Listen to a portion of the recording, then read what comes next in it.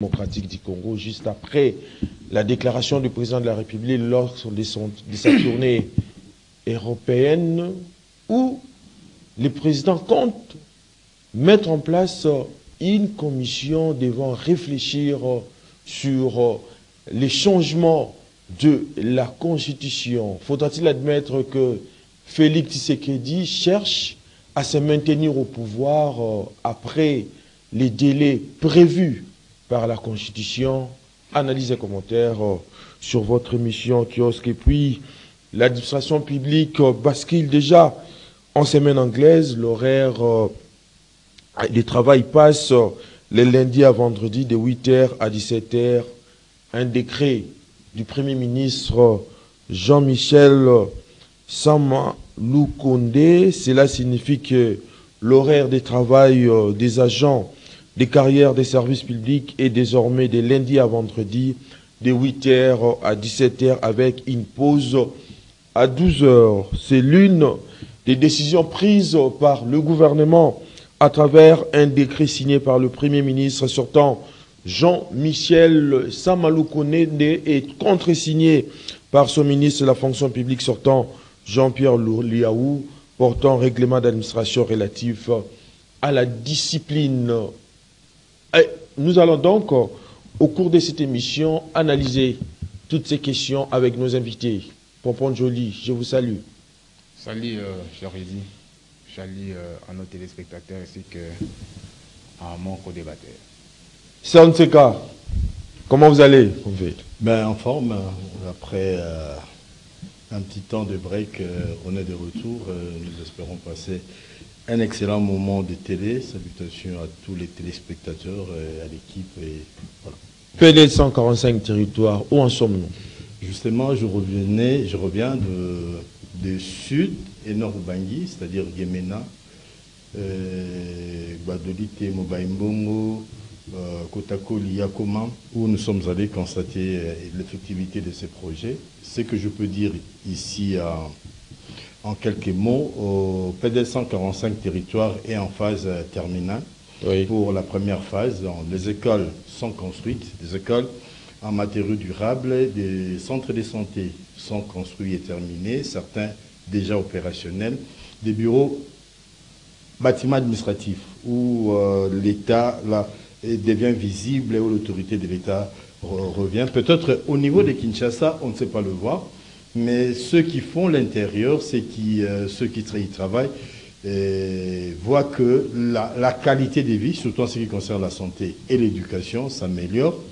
Et la seule difficulté que tous les endroits ne sont pas pareils. Par exemple, si vous devez acheter pour le sud du Bangui, à Gemena, il y a une sorte d'accessibilité, mais si vous allez dans le fin fond, vous trouverez que déjà il n'y a pas de route. Il n'y a pas de route, ce sont des pistes, mais dans des conditions extraordinaires. Un sac de ciment qu'on peut acheter à Gemena et l'acheminer à 300 km, à 250 km, ce n'est pas la même chose. C'est-à-dire, les gens qui travaillent dans ces projets sont vraiment des héros. Malheureusement, on passe beaucoup le temps à critiquer, mais la réalité aujourd'hui est que le PDL répond déjà aux besoins. Raison pour laquelle j'ai fait un plaidoyer pour la phase B ou phase 2 du PDL qui devait constituer les routes et desserts agricoles, l'accès à l'électricité, l'accès à l'eau, soutien au secteur agricole,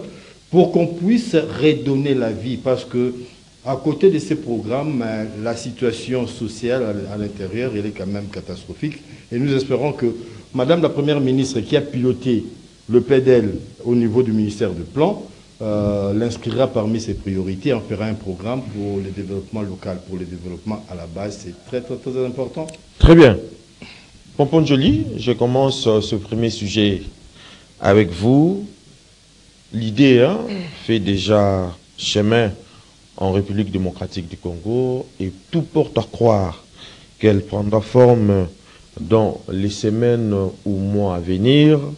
Le président de la République veut initier une commission en vue de réfléchir comment nous doter d'une constitution de la République. Faudra-t-il admettre que, avec cela, Félix Tshisekedi prépare les esprits pour un troisième mandat? Bon, je réfléchis à deux volets. Tshisekedi, c'est un idée-patient. Cette constitution a été votée, élaborée, même référendum, a subi le référendum sans l'IDPS, parce qu'il y avait un mot d'ordre. Oui. Je ne sais pas si c'est une continuité de leur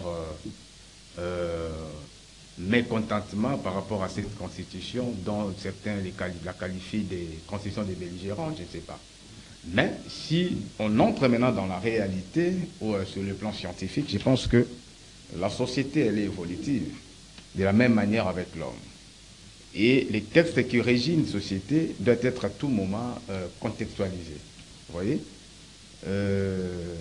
réviser une constitution, ce n'est pas un péché.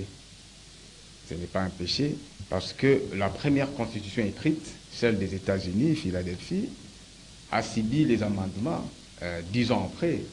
Et aujourd'hui, cette constitution a au moins 30 quelques amendements. Donc, si déjà la plus vieille démocratie qui est les États-Unis nous a donné l'exemple de réviser la Constitution, à combien plus forte raison, nous, les RDC. Donc, cette Constitution mérite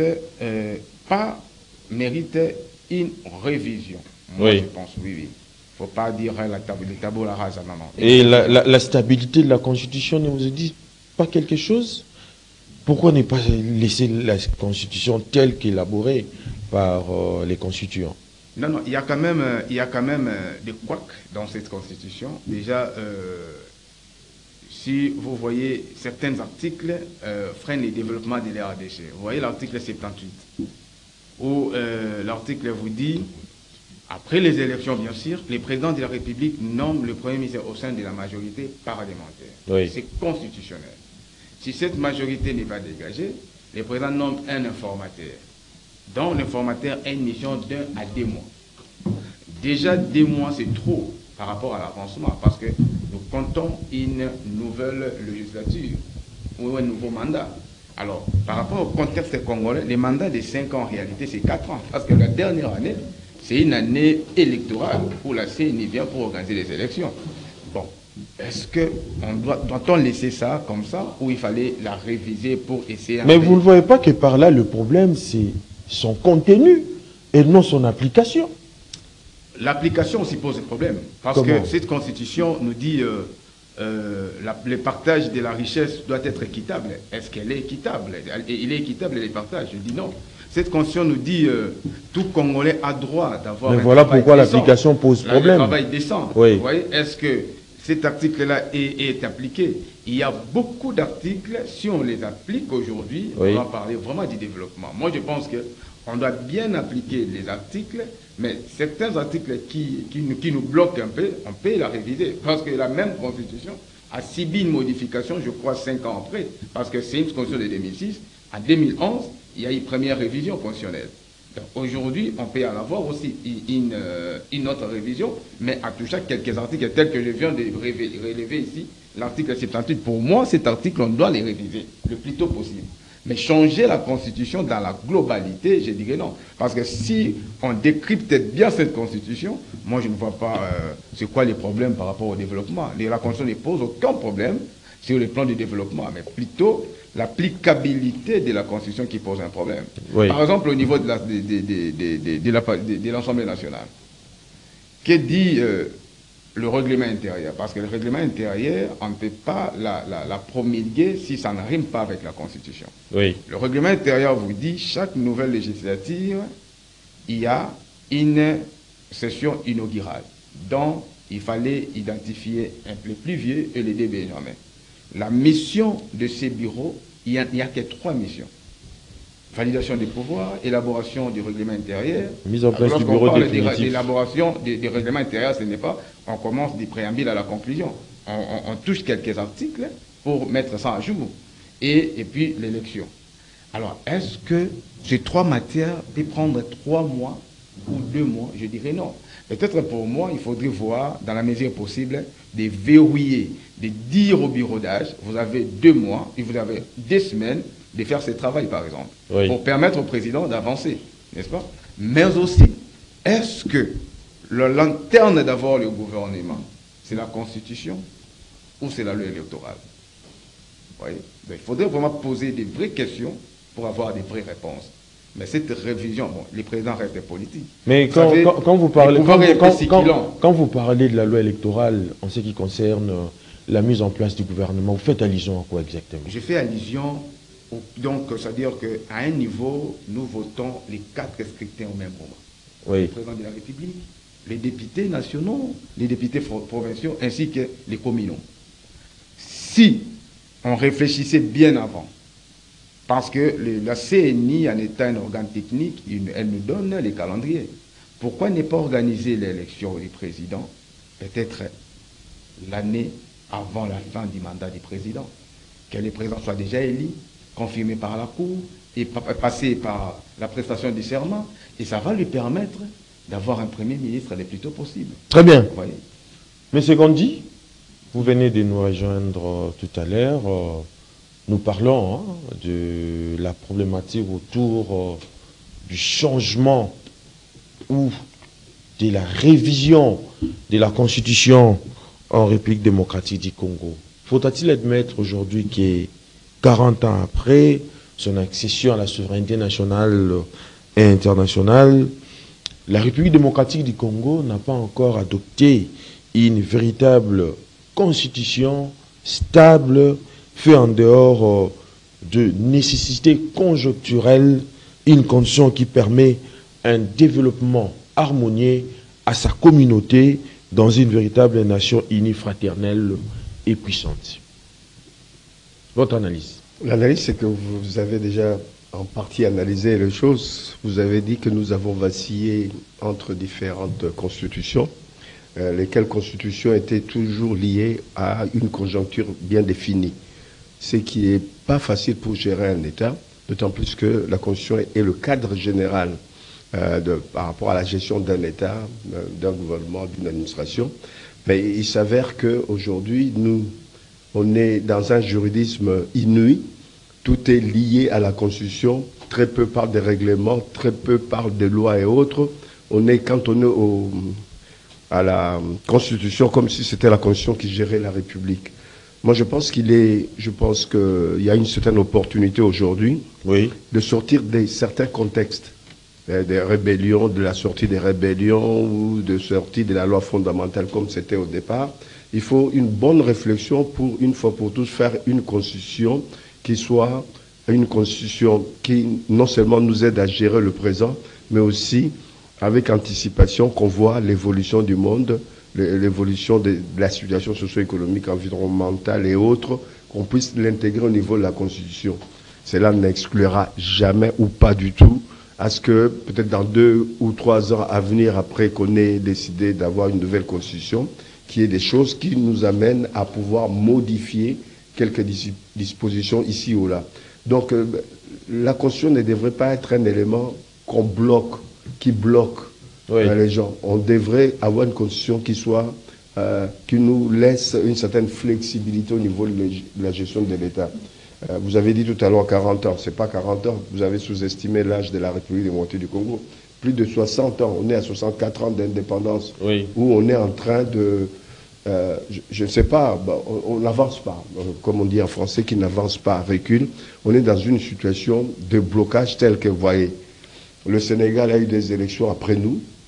Le Sénégal a eu un Premier ministre nommé, un gouvernement nommé. Ils ont déjà pris au moins une vingtaine de mesures qui touchent le social, l'économie des populations de ce pays-là. Nous, 4 ou 5 mois après, on a félicité le président de la République pour être bien élu. Mais comment est-ce que le président de la République, qui a eu l'accord d'une majorité de nos concitoyens, doit balbutier en attendant que le Parlement décide?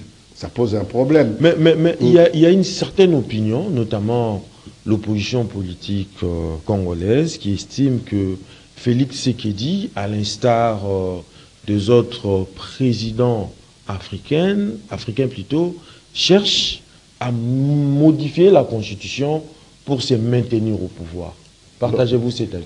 Toute modification de constitution ne recherche pas le maintien au pouvoir de celui qui est au pouvoir. Il ne faut pas prêter le flanc à ce que, même s'il n'avait pas cette idée, qu'il ait cette idée.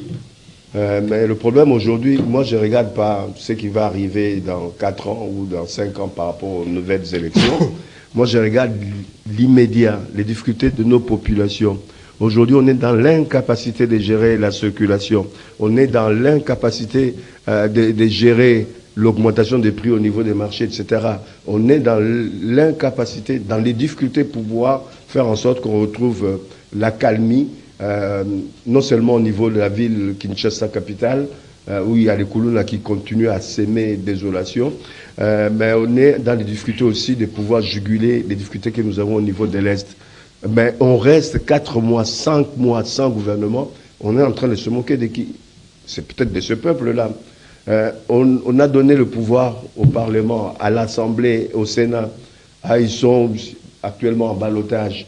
Mais on ne décide pas de l'avenir du pays entre-temps. On ne prend pas de bonnes décisions. On vit la léthargie aujourd'hui. Ça, il faut le dénoncer. Le président n'a qu'à prendre ses responsabilités. Le président était bien élu.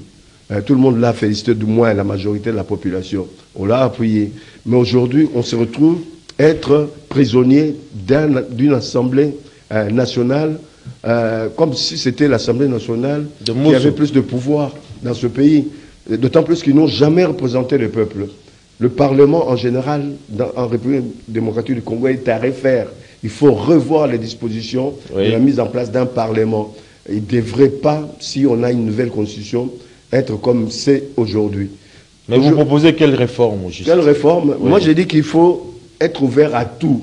Une réforme globale. C'est-à-dire, la réforme, ça dépendra de ce qu'on va décider. C'est que nous, en tant que peuple, et nos représentants vont décider par rapport à quel avenir pour notre pays.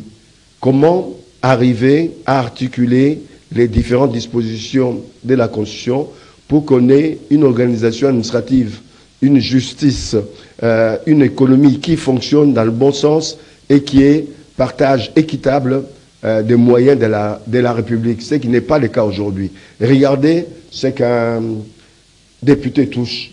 On spécule entre 6 000 $ et 21 000 $. Mais même 6 000 $, c'est trop quand on sait qu'un enseignant n'a pas 300 $. Il a moins de 250 $. Ça pose un problème. Quand on sait que les parents qui touchent 150 $ sont obligés de payer au moins 400 $ pour leur enfant, au moins un enfant à l'université. C'est impensable. Quand on a un pays qui est avec nous dans l'Afrique australe, le Botswana en l'occurrence, qui n'a que le diamant comme élément de richesse, mais qui essaye de transformer ce diamant. Au Botswana, un député touche 1 800 $, je ne cesse de le répéter. À côté, un enseignant touche 1 300 $. Il y a quand même l'équilibre. Il y a l'équilibre. L'école est gratuite de la maternelle jusqu'à l'université. Et en plus, on donne aux étudiants depuis le secondaire jusqu'à l'université un minimum de 150 $. Faisons en sorte que la Constitution fasse à ce qu'il y ait une bonne gestion, faisons le bon choix des structures. Et puis au niveau des élections, il y a des choses à voir, des fonds en comble, à réviser totalement. Donc il faut mettre à plat. Moi, je ne suis pas pour qu'on modifie quelques dispositions ici ou là, qu'on mette à plat cette constitution. Voilà. C'est en ce cas, je reviens à vous, avec ces changements de la constitution qui se profilent à l'horizon, faudra-t-il admettre que le chef de l'État, Félix-Antoine Tshisekedi Tshilombo, est en train de réunir les ingrédients d'une tension politique? Je pense que ça, c'est une lecture univoque de la situation. Évidemment, l'histoire nous renseigne que en 2011, 2015, 16 et 17, il y a eu tentative de révision de constitution. On a révisé la constitution en 2011 où on a donné par exemple le pouvoir au chef de l'État de pouvoir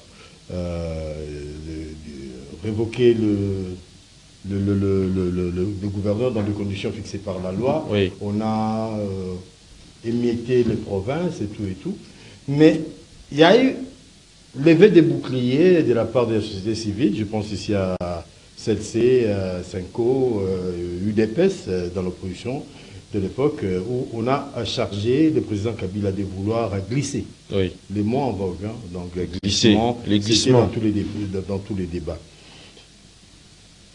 Et aujourd'hui, l'UDPS trouve les arguments du DPS au pouvoir, la majorité au pouvoir, pour changer. Alors, je me pose la question, doit-on changer ou modifier? Mais je crois qu'en temps de le chef de l'État, il a parlé des changements de la Constitution. Alors, si je m'en tiens aux propos du chef de l'État, je vais en 2005, nous sommes à Raga TV, j'organise un plateau par rapport au 30 juin où tout devait s'arrêter. L'UDPS a appelé au boycott des référendums et a interdit à ses membres de s'enrôler. Oui. J'ai fait un plateau avec Félix Tshisekedi à l'époque, qui représentait l'UDPS, et tout le Pachopanda, Yves Kisombe, pour la part de leur parti politique, où Félix Tshisekedi, à l'époque au cadre de l'UDPS, a défendu la position de son parti. Oui. Que cette constitution, c'était la constitution des belligérants, c'était une constitution qui nous a été imposée, écrite par des étrangers, il y avait à peine 3-4. Alors si aujourd'hui, Félix Tshisekedi, la même personne, mais président de la République, aux commandes du pays, cherche à changer de constitution, par rapport à lui, par rapport à la personne que moi j'ai connue, que j'ai interviewée par le passé, je trouve une certaine logique, une certaine cohérence. Oui. Je ne dis pas que c'est logique, oui, mais par rapport à sa démarche, démarche, par rapport à la démarche c'est qu'il a dit autrefois, oui. C'est qui est la position de l'UDPS de l'époque, Oui. rejoint en sourdine, hein, en filigrane, c'est que le président est en train de dire, parce que l'UDPS n'était pas pour cette constitution. Mais analysons par rapport aux enjeux de l'heure. Cette constitution, qu'est-ce qu'on nous reproche? On nous dit aujourd'hui, à 100 jours, normalement, le président de la République, au 100e jour de son mandat, devait présenter un semblant de bilan. Un semblant de bilan. Est-il possible de le faire? Non, parce que nous avons 2 premiers ministres, nous avons un gouvernement démissionnaire, mais qui continue à sortir des effets. Par exemple, imposer aux fonctionnaires une manière de faire. Je me pose la question en anticipant, est-ce que dans la fonction publique, il n'y avait pas de décrets, il n'y avait pas de lois qui régissent la manière de travailler? De qui se moque-t-on? Arrêtons de prendre les enfants de Bondy pour des cons. Ça c'est vraiment, moi je ne comprends pas. Vous êtes démissionnaire. Vous savez que vous êtes là en sursis. Il ne faut pas aller vite en besogne. Je ne vais pas vite, mais contredisez-moi, rencontrez-moi. C'est-à-dire, au lieu de faire des énoncés comme ça, rencontrez-moi, prouvez-moi que je suis en train un gouvernement en sursis. Parce que le nouveau n'arrive pas. Les gens ne se mettent pas d'accord. Il y a surenchère politique où chacun essaie de développer ses échos. À qui incombe la faute? D'autant plus que cela avait rencontré, ou bien c'était le vœu du président de la République qui voulait que ses ministres puissent rester expédier les affaires courantes. Le président de la République et de la majorité. L'Assemblée, la nouvelle Assemblée nationale et de la majorité présidentielle. Le Sénat qui vient de sortir, là si on voit la configuration, et de la majorité présidentielle. Je ne vois pas où la difficulté devait se situer pour que ces gens se mettent d'accord. Prenons qu'ils sont tous d'un même bord politique. Sont-ils encore incapables de se parler? C'est-à-dire, changer les constitutions. Oui. En ce qui concerne des dispositions telles que, ou quelque part, je ne sais pas quel article, on dit, le Congo doit être prête comme nation à céder une partie de sa souveraineté des terres pour la commune. Ce sont des dispositions à changer. Il faut changer. Mais sur ce point-là, les avis sont vraiment partagés. Il y en a qui pensent effectivement que le président Tshisekedi voudrait le faire pour se maintenir ad vitam aeternam au pouvoir. Et j'ai reçu sur mon plateau de point de rencontre M. Louis de Nekichi de Congo Positif qui dit en face, qui m'a donné un argument que je développe ici. On a un pouvoir inamovible qui ne change pas. Kagame est là de génération en génération. Il mène une action contre le Congo de manière discontinue. Oui. Mais chez nous, on sait que dans 3-4 ans, on va changer de président, qui viendra avec d'autres stratégies. Donc, on est en face d'un ennemi aguerri. Oui. Et depuis que cette conflit a commencé, je crois que le Rwanda n'a eu que 2 ministres des Affaires étrangères, Madame Michikua Boki à la francophonie, et celui qui l'a remplacé. Mais par rapport à nous, en face, nous avons eu combien de chefs de diplomatie? Autant d'arguments, on dit que cette constitution nous donne un président faible, un président qui ne peut rien faire sans l'avis du Parlement, un président qui est obligé à tout moment de négocier, alors qu'on a besoin d'un président fort. Mais on venait d'avoir un président fort, c'est ce Kokoumou Ndozabanga. Très fort. Attention, et après, un président fort, c'est un dictateur. Hein. Mais il a été fort ou non? Oui, le 9 voisin était tenu en respect. Personne n'a... Il n'y a pas eu d'escarmouche contre les Zaïres de Mobutu. Disons-le, l'unité nationale était là. Oui. Il y avait une force de caractère qu'on a retrouvée que quand cet homme, je fais l'apologie des personnes, mais je suis en train de lire les faits. On a dit que le président là était très fort, diluant le pouvoir des présidents à travers cette constitution, San City, les belligérants et tout ce qui n'avait pas aimé Kabila les pères et Kabila fils. Mais c'est un de ces cas. La question que l'on doit se poser ici de toutes nos lèvres est celle de savoir, est-ce que le problème de la constitution de notre pays est-il normatif ou anthropologique? Je pense que c'est les deux. Les deux. Parce que l'homme congolais, sur l'anthropos, l'homme congolais, c'est quel genre de personne? Je te donne un exemple. Je cite le professeur Njoli et je le salue en passant. Les plus durs des mobilistes, des mobutistes, sont devenus ultra-kabilistes pour atterrir tshisekédistes. C'est ça l'homme congolais. C'est comme si on a été créé avant la honte, quoi. Donc, on n'a pas de principes, on n'a pas de paroles. Chité. C'est ça l'homme politique congolais. Oui. Mais aussi par rapport au texte, aux normes, la loi. La loi, c'est l'écriture et l'esprit. On a conçu cette constitution avec quel esprit? Qu'est-ce qui s'est caché derrière? Est-ce qu'au jour d'aujourd'hui, quand le président Félix Tshisekedi dit à la moindre escarmouche, je déclare la guerre, mais il n'en a pas de compétences. Même s'il le voulait, il faut consulter les congrès. Oui. Qui ne se constitue pas encore, il n'y a même pas de bureau. Donc, le président peut beau promettre et dire des choses. Une autre contradiction de cette constitution. Le président, pendant sa campagne électorale, a fait des promesses un peu partout. Des promesses que lui ne tiendra pas, que le gouvernement devra tenir. Oui. Le président convoque le réunion du Conseil des ministres, mais il n'est pas responsable devant le Parlement. Si ça ne marche pas, même les promesses des chefs de l'État, on frappe.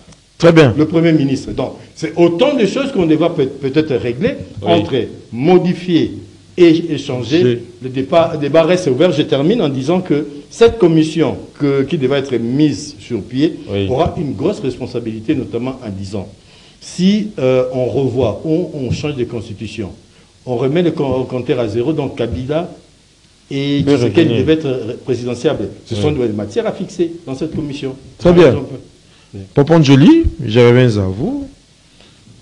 Dans un moment comme actuellement, face à l'épreuve de la cohésion nationale et des contestations post-électorales, ainsi qu'un conflit armé qui saigne le pays, vous ne voyez pas qu'il serait dangereux pour la stabilité des institutions plutôt de la République démocratique du Congo de se jeter aveuglément dans un changement brutal de la Constitution?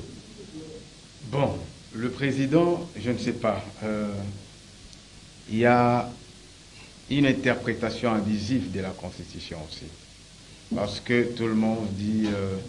D'ailleurs, si aujourd'hui on n'a pas un gouvernement, c'est à cause de notre système, c'est à cause de notre régime, le régime semi-présidentiel, de diverger les Français. Or, ça n'a rien à voir avec la lanterne d'avoir un gouvernement.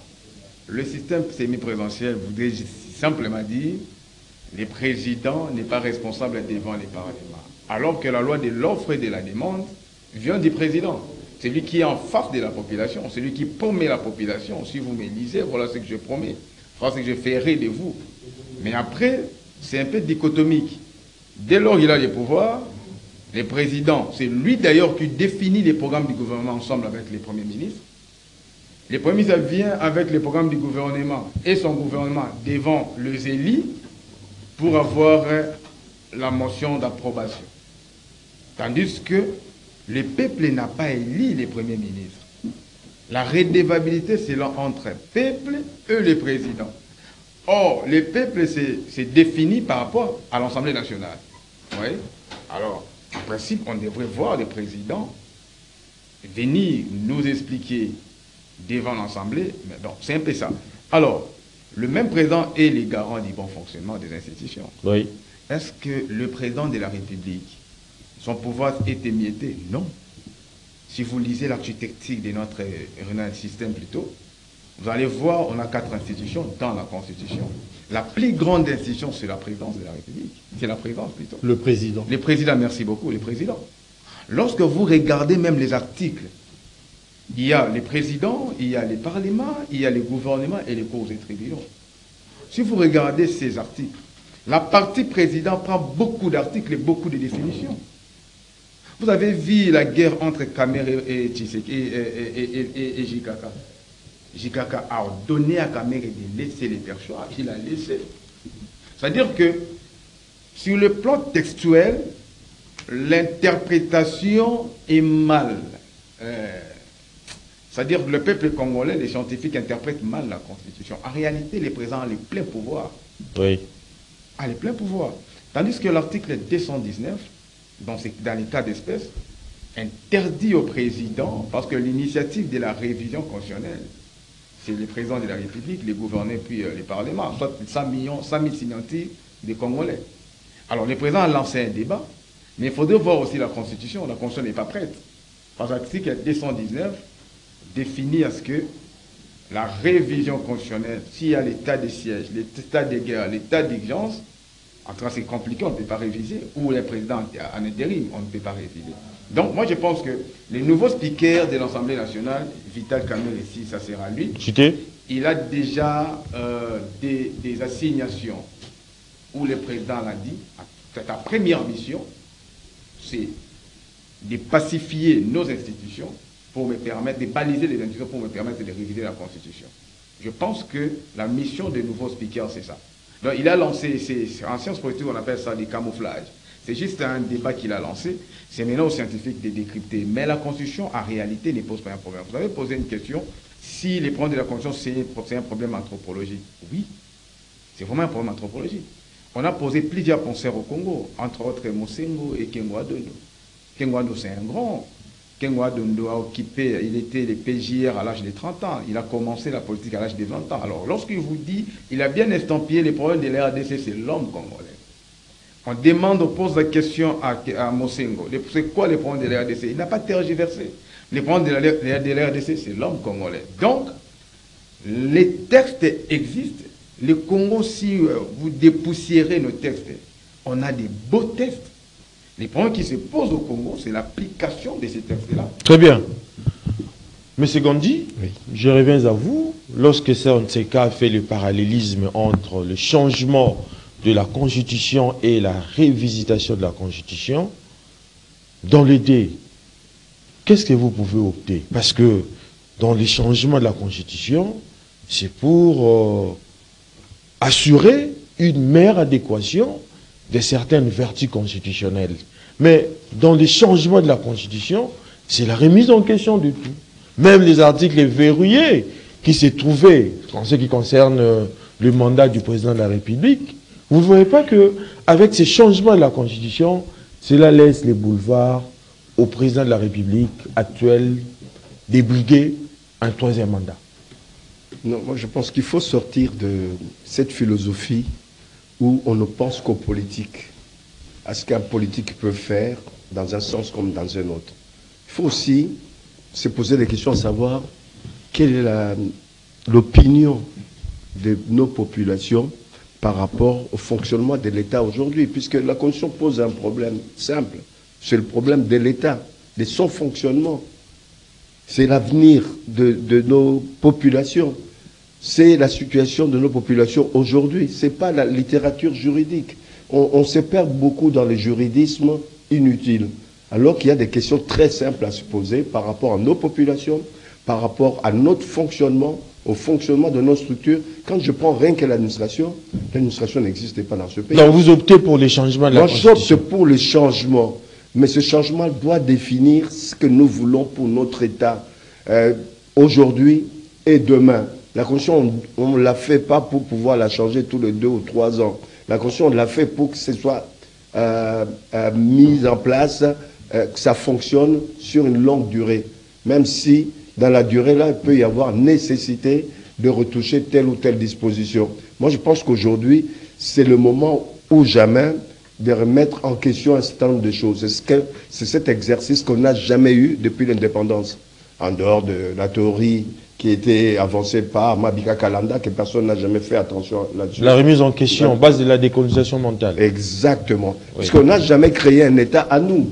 On a hérité d'un État colonial et on a continué avec une administration coloniale sans avoir de bons techniciens qui gèrent cette administration. On a copié à l'Occident, par rapport à l'Occident, un certain nombre de ministères qui ne servent à rien. On a aujourd'hui des 50 ministères, 60 ministères. Mais c'est alors il y a des ministères... C'est pour satisfaire les intérêts des alliés aussi. Mais au lieu de satisfaire les intérêts des alliés, il faut une constitution qui pense d'abord à nos populations. On doit satisfaire d'abord le peuple. Il ne faut pas que ce slogan-là de l'UDPS, qui était un bon slogan, du reste, mais qui ne soit pas appliqué ou applicable. Donc ça pose un problème. On ne doit pas faire une constitution pour privilégier les partis politiques. On voit ce que ça donne. Aujourd'hui, puisqu'il y a quelques députés qui sont en province pour les élections sénatoriales, on bloque le cheminement de la démocratie, du fonctionnement de l'État. Ça pose un problème, d'autant plus que certains de ces députés-là ont opté pour la députation. Comment est-ce qu'ils peuvent à la fois opter pour la députation et avoir la possibilité d'être candidat sur un autre poste de Sénat ou de gouvernorat? Ça pose déjà un problème là-dessus. Cumul des mandats électifs. Ben, ça pose un problème. Oui. On est en train, devant nous, au jour le jour, de créer ce que moi j'appelle des petites dynasties. Il y a des petites dynasties pour qu'en fin de compte, à un moment donné, qu'ils s'arrangent pour créer une dynastie nationale. C'est très dangereux pour la République. Et ensuite, moi je pense que ce fonctionnement, cette pratique laisse à côté des intelligences, des gens qui ont des grandes capacités pour gérer notre République, soit au niveau du gouvernement ou au niveau de nos parlements et d'autres institutions. Donc on va garder une certaine dynastie. Ben, il n'est pas rare aujourd'hui de voir quelqu'un qui est candidat député ou sénateur, de mettre comme suppléant sa femme, un de ses enfants, etc. La loi l'autorise. La loi l'autorise. Donc ben, ça pose un problème. Et les gens qui sont du parti politique, quid de ces gens-là? À ce moment-là, on n'a plus besoin. À la fin, on n'aura plus besoin on n'aura plus besoin de partis politiques. On va dans le sens où ce sont les dynasties qui vont s'imposer au-dessus des partis politiques et au-dessus du gouvernement. Très bien. Ça pose un problème. Ça, en de ces cas, je termine ce tour de table avec vous. Est-ce qu'en ces périodes de l'état des sièges à l'est de la République démocratique du Congo pour endiguer ces problèmes sécuritaires, mais également en cette période de turbulence politique, est-ce qu'il faut carrément procéder au changement de la Constitution telle que voulue par la majorité au pouvoir, d'autant plus que l'article, je dirais, 219 de la Constitution dit qu'aucune révision ne peut intervenir pendant l'état de guerre, l'état d'urgence ou l'état de siège, ni pendant l'intérim à la présidence, à l'Assemblée nationale, mais aussi au Sénat. Mais justement, ne mettons pas la charrue avant le bœuf. Le président, depuis très longtemps, a exprimé sa volonté de changer cette constitution, notamment quand il s'est agi, je crois, c'était lors d'une conférence des gouverneurs, oui, où il a fustigé cette territorialité des originaires. Oui. On a vu le dégât que c'est la cause. Et mais même maintenant, C'est-à-dire, si on est du Kasaï, on doit être Bénin, sinon jamais un Mukongo peut être gouverneur là-dessus. Et les résultats ne sont pas concluants pour autant. Donc, le président s'est exprimé à cette occasion. Donc, il parle d'une mise sur pied d'une commission qui aurait la responsabilité de réfléchir sur, de présenter les différentes possibilités, de faire des scénarios, des scénarios qui présenteraient des éventuelles possibilités de constitution. Donc, on ne revise pas la Constitution comme on veut, même si on est président de la République, vous l'avez souligné en citant l'article 219. Donc, les gens vont réfléchir. Entre-temps, je pense qu'il y aura un bureau définitif à l'Assemblée, au Sénat. Mais ça tarde à venir. Mais ça tarde pourquoi les calendriers jusque-là. Pourquoi, je ne vais pas citer les noms de gens, pourquoi des individus, certains individus, devaient être beaucoup plus importants que la nation. Mais on a tiré, lancé des roquettes sur Goma. Mais apparemment, il n'a pas digéré sa défaite lors de primaire. Mais le Congo est plus grand que les personnalités. Écoutez, Lumumba est décédé, Mouzé est décédé, Mobutu est décédé. Le Congo éternel nous survivra. Donc, s'il y a encore des gens qui pensent qu'ils sont des moulopoués, ils sont investis de quelques pouvoirs magicaux, mystiques, je pense que c'est une erreur, quoi. Je crois qu'on est vraiment en dehors de la chose. Inutile même de venir discuter si on peut réfléchir sur les humeurs ou les caprices de certains individus. Le Congo, aujourd'hui, il y a des gens, certains de nos compatriotes qui sont pris en otage par des forces négatives, qui attendent l'action du gouvernement. Mais quel est ces gouvernements qui fonctionnent? Je ne sais pas. Les ministres sont en mission, ils sont toujours partis, mais je reviens à ce que je disais, des ministres démissionnaires, un gouvernement en sursis, incapable d'apporter des solutions aux problèmes, le problème d'eau, le problème des circulations. Circuler à Kinshasa. En début de cela s'ajoutent les détournements des deniers publics constatés ça et là. La problématique des carburants aujourd'hui, les pétroliers tentent d'augmenter les prix, mais vous voyez ce qu'ils font. Les gens font 2-3 heures pour chercher du carburant. Ouais. Mais le gouvernement ne prend pas de décret pour ça. On ne voit pas. C'est-à-dire que là où se posent les vrais problèmes, ils sont démissionnaires. Là où c'est léger, là, et ça firme comme un gouvernement, je pense que Madame la Première ministre, Madame Judith Toulouka, en tout cas, usez de vos prérogatives constitutionnelles, sortez-nous un gouvernement et que le pays redémarre. Très bien. Changeons de registre, on ne doit pas s'éterniser là-dessus. Parlons cette fois-ci de cette décision telle que nous l'avons annoncée tout au début de cette émission. La décision gouvernementale qui consiste donc à basculer l'administration publique de l'État à la semaine anglaise. Mais c'est Gandhi. Comment interprétez-vous ça? Ben, c'est très clair. Hein. C'est très fort, très visible comme le nez dans le visage. Parce que quand on regarde une personne, on voit le nez. Ben là, ce qu'ils ont pris comme mesure, c'est bien. Mais il a fallu attendre des années, des décennies pour organiser l'administration. Je vous ai dit qu'on a une administration qui n'existait pas. Si elle existait encore, qu'elle était malade, je comprendrais. C'est une administration qui n'existait pas. Comment est-ce qu'on a fonctionné durant des décennies et des décennies sans qu'il y ait une structuration de cette administration? À savoir que cette administration, pour bien fonctionner, les horaires, c'est important. L'organisation interne au niveau des services, c'est important.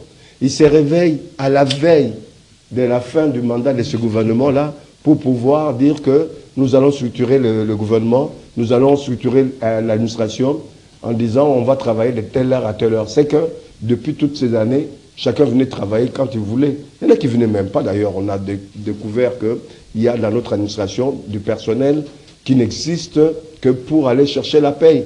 Et que sur place, sur les terrains, au niveau de l'administration, on ne le retrouve pas. Mais un fonctionnement. Mais là où les bas blessent. Un dysfonctionnement. Mais là où les bas blessent, mais c'est Gandhi, on constate beaucoup de sanctions sont prévues dans ces décrets en l'endroit des agents et fonctionnaires de l'État.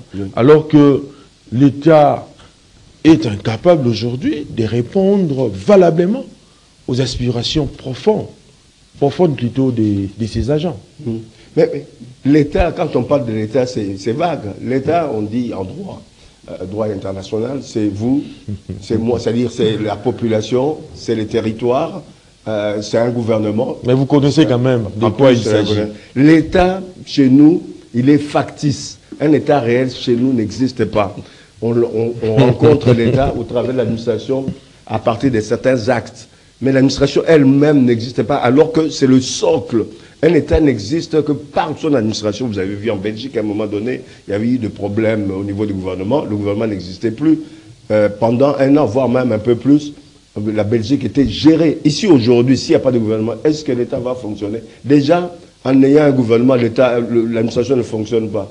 Aujourd'hui, qu'il y a de léthargie, qu'il n'y a pas un gouvernement, on ne sait pas si c'est Samalou Condé ou c'est Judith Toulouka. C'est Samalou Condé qui a signé des décrets. Chacun fait ce qu'il veut, ça pose un problème. S'il n'y a pas une bonne administration bien huilée, avec des règles du quotidien, mais on ne peut pas créer un État viable, un État qui soit en mesure de pouvoir répondre aux besoins de nos concitoyens. L'administration chez nous, vous les retrouvez où? En dessous des arbres, dans certains ministères. Ils sont en dessous des arbres. Ils vous accueillent des fois à l'entrée. Dans le bureau, il y a des gens qui sont là, nombreux. Personne ne sait ce qu'il doit faire dans la journée, en dehors du fait qu'il faut aller rafler ici ou là quelques usagers qui viennent pour tel ou tel papier. Ça pose un problème. Tout ça doit être, avec la Constitution, être mis à plat. Ouais. Il faut une remise en question. En tout cas, Samalou Condé, c'est une bonne décision, hein, mais il faut seulement prendre en compte les desiderata des agents fonctionnaires de l'État. Où en sommes-nous avec la situation des non-payés au niveau de l'administration? Où en sommes-nous également avec la situation des nouvelles unités? Tout ça, ce sont donc des questions primordiales que vous devez prendre en compte au lieu d'accélérer comme ça avec des décisions d'ailleurs qui ne vont pas aboutir. C'est un de ces cas, excepté les cas des liens directs, la nature du travail, il y a dans ces décrets l'usage du téléphone personnel ou l'accès aux réseaux sociaux pendant les heures de service est prohibé sous peine des sanctions. Votre analyse?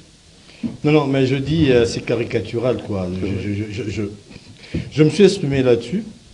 Je me mets à la place de Madame Judith, Premier ministre en fonction, oui, qui est en train de consulter, en ce moment, je crois certainement, en train de faire des montages pour mouture pour proposer un gouvernement, et que les gens qui ont cessé de travailler, automatiquement, au moment où on avait annoncé le Premier ministre, les autres là devaient expédier les affaires courantes. Est-ce que c'est cela, expédier les affaires courantes? Non, non. Non, mais je suis sûr que je crois que Mme Toulouka reviendra là-dessus, parce que cette mesure est prise en dehors du temps réglementaire du jeu, et que ceci étant, les arbitres et le commissaire au match ont constaté que c'est une mesure qui n'en vaut pas la peine, quoi. Nul est de non-avenu. Nul est de non-avenu. Donc je pense qu'on ne doit même pas épiloguer là-dessus. Et vous venez avec des menaces, mais au niveau de la fonction publique, comme Gandhi venait de le dire, tous ces problèmes-là, on ne peut pas les évacuer. Pourquoi on ne prendrait pas le même muscle pour les utiliser, pour arranger les conditions de travail? Quelqu'un qui habiterait Mitendi, qui doit rejoindre les centres-villes pour venir travailler, le Premier ministre sait le calvaire qu'il doit vivre aujourd'hui, où chacun impose son prix de transport. Raison pour laquelle, vous permettez, je voudrais dire au nouveau gouverneur de la ville. Évidemment, là aussi, c'est l'Assemblée provinciale et tout. Excellence, monsieur le gouverneur et votre adjoint, vous venez, vous avez les augures favorables des Quinoises et Quinois. J'ai fait une émission, j'ai reçu des appels de l'étranger. Les gens attendent beaucoup de vous. La Constitution vous confère des pouvoirs vrais et vous donne des moyens. Utilisez-le pour le bien des Quinois. Le fonctionnaire qui risque d'être frappé par la loi du Premier ministre sortant, mais s'il n'a pas le moyen de transport, s'il n'a pas de véhicule pour arriver, est-ce qu'un peu d'humanité, un peu de moto, Bovivara wapi, bilo bovivara, botambola même dans le sens contraire, vous violez permanemment le code de la route pour rejoindre vos bureaux. Est-ce que tout le monde a ces capacités-là? Non, non, mais c'est injuste. Moi, je trouve que c'est inhumain. Monsieur le gouverneur, en tout cas, vous avez la responsabilité de sauver les Quinois, de sauver le travail des Quinois par rapport à cette loi. Très bien.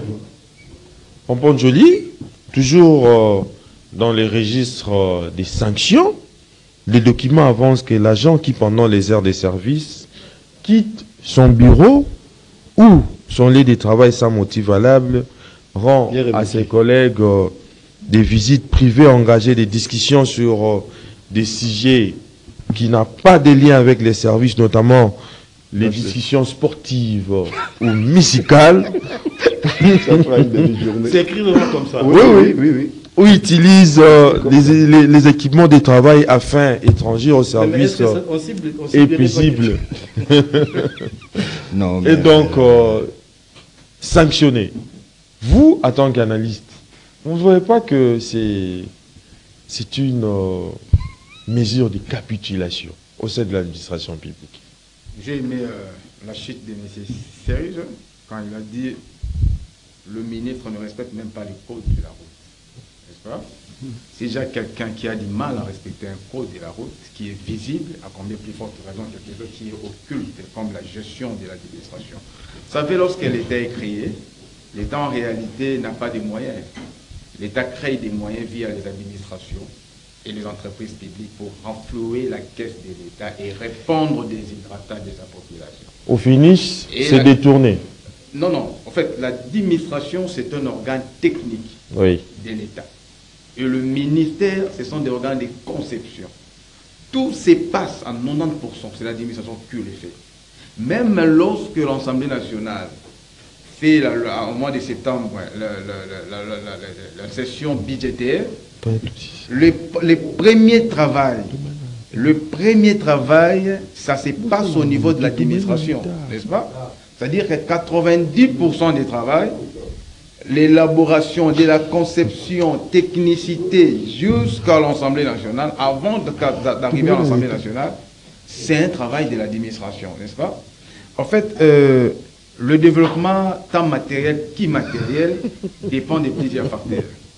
Il y a l'histoire, il y a l'environnement physique, il y a la croyance, il y a l'aspect politique, il y a le système économique, culturel, ainsi de suite. Oui. Maintenant, tout ça, c'est l'administration. Vous avez vu en Belgique, il s'est passé plusieurs mois, je crois 9 mois, sans le gouvernement. Mais ça ne s'est fait pas sentir. Parce qu'on avait une administration vraiment de qualité. Oui. On a vu aussi au niveau des Liban. Liban, c'était d'ailleurs 2 ans. Sans la politique, mais l'administration a joué un bon rôle. Tu peux te déplacer des villes à une autre ville et tous les documents étaient là. L'administration fonctionnait en bonne et due forme. Chez nous, en RDC, en réalité, l'administration ne fonctionne pas. Et au-delà de ça, il y a un code du travail. Dans le code du travail a bien défini les temps. Lorsque vous signez un arrêté ou un décret, moi je pense que lorsque vous lisiez un document administratif, il y a des références. Vie la loi telle, vie. Mais si déjà le code du travail vous parle de, je crois, 36 heures de travail, et vous voulez maintenant mettre ça contre le code pour mettre une pression forte aux administrés. Moi, je pense que c'est un problème. Et aujourd'hui, les fonctionnaires ne sont plus payés. Hein. Il n'y a plus une date. Il y a un retard enregistré dans la paye il y a déjà des arriérés. Des agents et fonctionnaires de l'État. Au-delà des arriérés, il y a un salaire qui donc, c'est-à-dire parce que la Constitution... Non, le gouvernement a déjà promis le rétablissement à la normale. Non, la promesse, faudrait... Ça ne pose aucun problème. C'est-à-dire qu'aujourd'hui, la Constitution vous dit on doit avoir un partage équitable. Et les Congolais doivent vivre de leur salaire du 1er au 30. Est-ce que cette partie de la Constitution est-elle respectée? Non. Vous voyez? Alors, vous obligez à quelqu'un qui touche 300 000 francs, qui paye une maison à 300 $, qui quitte Lemba vers la ville tous les jours, il paye taxi directement pour arriver en ville à 6 000 francs. aller-retour 12 000, s'il fait des tractations, c'est à 20 000 francs par jour, et vous l'obligez à une personne pareille d'être là à temps et de quitter à temps. Donc ça, c'est un problème. Le problème devrait être réglé au niveau des salaires d'abord. Oui. Et après salaire, vous savez, il y a un principe économique qui dit la superstructure détermine les fortes structures. Babiro n'a pas d'administration. Moi, mon papa paie à son âme, il fait chef de division à la fonction publique détaché à l'hôtel de ville. J'en connais quelque chose. On a un bureau qui sont des paparazzi, éparpillés. Il n'y a pas de climatisation, ni un ventilateur dans la condition, il n'y a même pas de machines. Vous voyez? Donc, avant d'avoir un tel décret, en amont, il fallait d'abord un grand travail d'assainir le secteur et puis de donner un bon cadre pour ces administrés-là. Très bien. En tout cas, nous sommes vraiment arrivés pratiquement à la fin de votre magazine de prédilection Kiosque. Kiosque qui a abordé quelques sujets d'actualité brillant de l'air en République démocratique du Congo, est arrivé à sa fin. Merci de l'avoir suivi. Et bonne suite des programmes sur Canal Congo Télévision, Kiosque réalisé par les coachs